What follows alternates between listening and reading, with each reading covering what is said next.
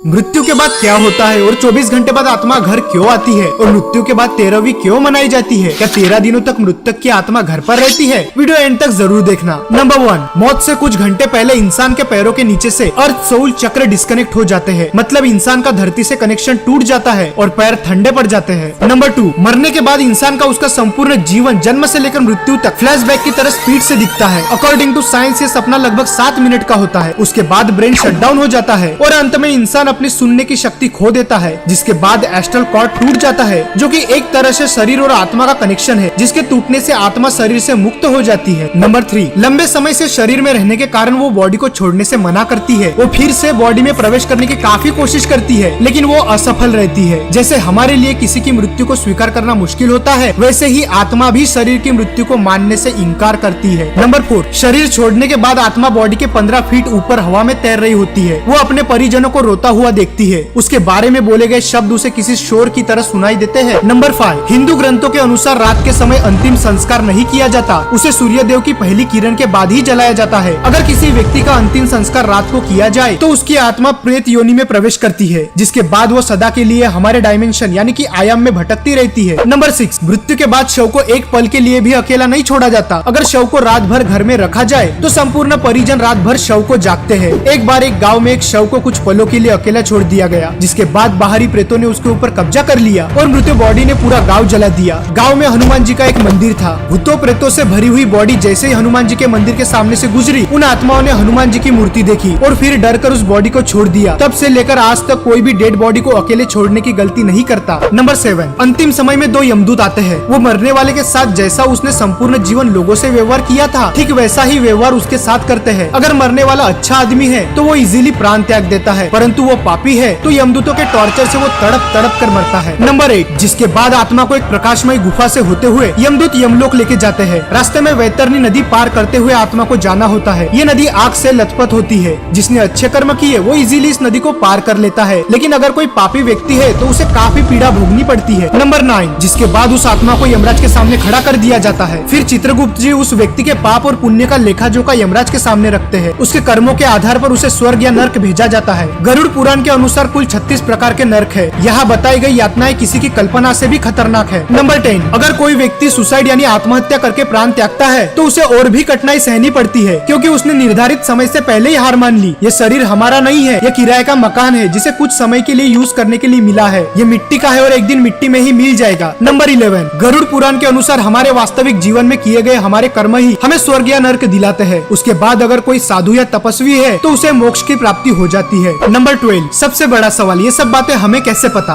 गरुड़ देव जिनका बल अतुलनीय है, वे एक साथ 100 इंद्रों को पराजित कर सकते हैं। गरुड़ देव स्वर्ग से अमृत कलश लेकर उड़ गए थे, लेकिन उन्होंने अमृत पान नहीं किया। उन्हें बिना अमृत के ही अमरता प्राप्त हुई। ये वरदान उन्हें स्वयं श्रीहरि नारायण ने प्रसन्न होकर दिया था। गरुड़ देव तो अमर है, उन्हें नहीं पता कि मृत्यु के बाद क्या होता है, इसलिए जिज्ञासावश उन्होंने श्रीहरि नारायण से ये प्रश्न पूछा और इसी ज्ञान को हम गरुड़ पुराण के नाम से जानते हैं। भगवत गीता में श्री कृष्ण ने कहा था, आत्मा न तो पैदा होती है और न ही वह मरती है, वो तो सिर्फ वस्त्र की तरह एक शरीर से दूसरे शरीर में प्रवेश करती है। मृत्यु तो केवल शरीर की होती है, आत्मा की नहीं। ये जीवन मृत्यु का चक्र यूं ही चलता रहता है, इसीलिए don't die before you are dead, मरने से पहले कभी मत मरो। अंतिम समय में राम नाम सत्य है इसलिए कहा जाता है क्योंकि वही संपूर्ण जीवन का सार है। श्री राम ही सर्वश्रेष्ठ है, वही सत्य है। अगर वीडियो पसंद आए तो वीडियो को लाइक और चैनल को सब्सक्राइब जरूर कर देना। नेक्स्ट वीडियो कौन से टॉपिक पे चाहिए कमेंट में जरूर बताना। The soul has to go back home, back to the godhead, and the way that's going to happen if the soul agrees to engage all of his psychophysical energies and his whole heart in the performance of स्नेहा समयुक्त हरिनाम समकीर्तन।